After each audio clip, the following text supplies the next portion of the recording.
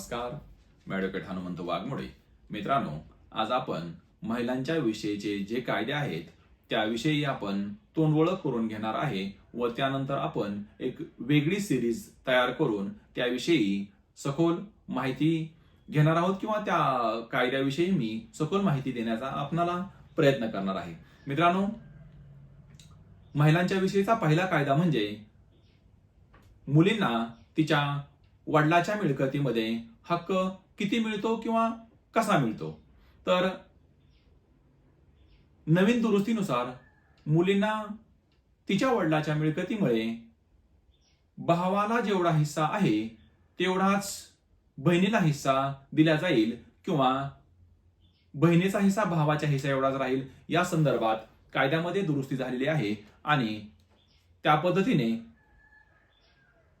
समान हिश्श्याने मुलींना पण हिस्सा देण्यात येणार आहे. या संदर्भात प्रचलित कायद्यानुसार मानण्यात येत आहे. परंतु मुलींना कुठल्या परिस्थितीमध्ये भावा एवढा हिस्सा देण्यात येईल किंवा मुलीला कुठल्या परिस्थितीमध्ये वडिलांच्या मिळकतीमध्ये समान हिस्सा देण्यात येईल या संदर्भात आपण पुढील व्हिडिओमध्ये सविस्तरपणे पाहू. त्यानंतर एखाद्या मुलीचे लग्न झाले तर त्या मुलीला तिच्या सासरच्या मिळकतीमध्ये हक्क येईल किंवा कसे, तर याचे उत्तर थोडक्यात द्यायचे झाले तर तिला तिच्या सासरच्या मिळकतीमध्ये हक्क व हिस्सा अंतर्भूत आहे आणि तिला तो मिळू शकतो किंवा मिळतो असं म्हणायला हरकत नाही. परंतु या संदर्भातही काही आवश्यक गोष्टी पाहणे आवश्यक आहे आणि त्याविषयी आपण पुढील सिरीजमध्ये जो तयार करणार आहे आपण सिरीज, त्यामध्ये त्याच्याविषयी पण मी माहिती आपल्याला देणार आहे. त्यानंतर मित्रांनो, पुढची गोष्ट म्हणजे एखाद्या मुलीचे लग्न झाल्यानंतर ती सासरी नांदावयास जाते आणि ती सासरी नांदावयास गेल्यानंतर किंवा लग्न करण्यासाठी तिचे वयाची काय अट आहे किंवा तिला घटस्फोट घ्यावायचा असेल तर त्या संदर्भातला कायदा काय आहे किंवा त्या स्वरूपाचे प्रकरण कुठे दाखल करावायचे, कसे दाखल करावायचे या संदर्भातली जर थोडक्यात माहिती आपण घेतली तर हिंदू विवाह कायद्यानुसार मुलीचे लग्न करण्यासाठी तिचे 18 वय वर्ष पूर्ण असले पाहिजे. त्याचप्रमाणे जर एखाद्या मुलीला जर सासरच्या लोकांनी सांभाळण्यास नकार दिला तर तिला कलम 9 नुसार रेस्टिट्यूशन ऑफ कंजुगल राईट म्हणजेच वैवाहिक संबंध पुनर्स्थापनेसंदर्भात दिवाणी न्यायालयामध्ये ती प्रकरण दाखल करू शकते आणि दिवाणी न्यायालय तिच्या त्या दाखल केलेल्या प्रकरणामध्ये जो साक्ष पुरावा आहे तो गृहीत धरून त्या अनुषंगाने निर्णय पारित करण्याचा अधिकार दिवाणी न्यायाधीश साहेबांना आहे. त्यानंतर पुढचा जो घटस्फोटाचा जो विषय आहे तो जर घटस्फोटाचे प्रकरण दाखल करायचे असेल तर मुलांप्रमाणेच तिला पण घटस्फोट घेण्यासाठीचा अधिकार आहे आणि ती घेऊ शकते. या संदर्भातला कायदा आहे. त्याचप्रमाणे एखाद्या मुलीला जर दिवाणी स्वरूपाचे असे प्रकरण दाखल केले असेल म्हणजेच हिंदू विवाह कायद्यानुसार जर एखादे प्रकरण दाखल केले असेल आणि त्या प्रकरणाचा पाठपुरावा करण्यासाठी तिच्याकडं आर्थिक सुबत्तता नसेल तर ती हिंदू विवाह कायदा कलम 24च्या आधारे इंटरिम मेंटेनन्स म्हणजेच इंटरिम पेंडंट लीट असा त्या कायद्यामध्ये शब्द आहे, त्या कलमानुसार ती त्या प्रकरणाचा खर्च किंवा तिला येण्या जाण्यासाठी लागणारा जो खर्च आहे त्या संदर्भात ती मेहरबान न्यायालयाकडे त्या प्रकरणामध्ये अर्ज देऊन मागणी करू शकते आणि मेहरबान न्यायालय तिने दिलेल्या अर्जाचा विचार करून तो अर्ज पुरावा दिला असल्यास किंवा तो अर्ज सिद्ध केला असल्यास त्या स्वरूपाचा अर्ज तो मेहरबान न्यायालय मंजूर करू शकते.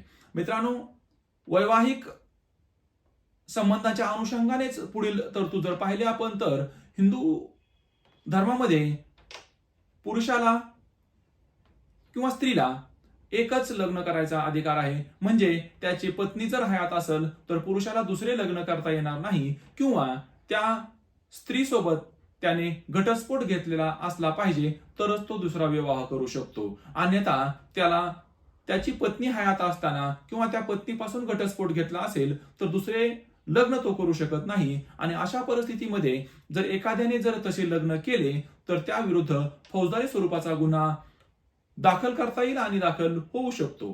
त्याच पद्धतीने जर एखाद्या मुलीला हुंड्यासाठी जर त्रास देत असतील सासरची मंडळी, आणि तशाच्या त्रासाला जर एखादी वैवाहिक मुलगी कंटाळलेली असेल, तर ती फौजदारी गुन्ह्यास सासरची मंडळी पात्र आहेत आणि त्या अनुषंगाने गुन्हा दाखल करू शकते. मित्रांनो, यानंतर पोटगीचा जर विषय पाहिला आपण, तर प्रामुख्याने पोटगीसाठी 3 वेगवेगळ्या कायद्यामध्ये तरतूद देण्यात आलेल्या आहेत.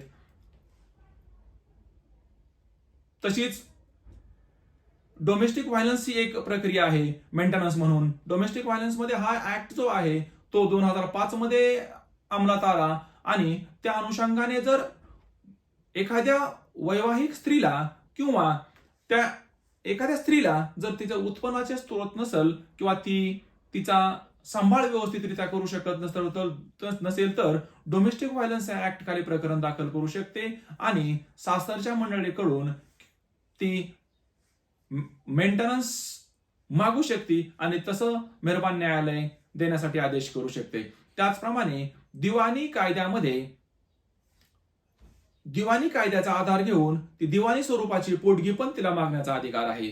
त्याचप्रमाणे फौजदारी प्रक्रिया संहितेनुसारही ती पोटगी मागू शकते. म्हणजेच फौजदारी प्रक्रिया म्हणजे सीआरपीसी, आणि सीआरपीसीचा आता आपण BNSS नवीन कायदा जो आलेला आहे त्यानुसारही तरतूद आहे, आणि त्या तरतुदीनुसारही ती पोटगी मागू शकते. मित्रांनो, आता हे जे आपण कायदे पाहिले ते महिलांविषयीचे आवश्यक कायदे आपण पाहिले.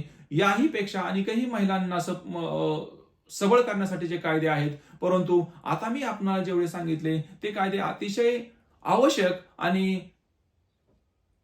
योग्य या कायद्याचा आपल्याला माहिती असणे आवश्यक आहे. त्यामुळं या कायद्याविषयीची मी वेगळी सिरीज इथून पुढे तयार करत आहे आणि त्या अनुषंगाने आपल्याला त्यामध्ये सविस्तर माहिती देण्याचा प्रयत्न करणार आहे.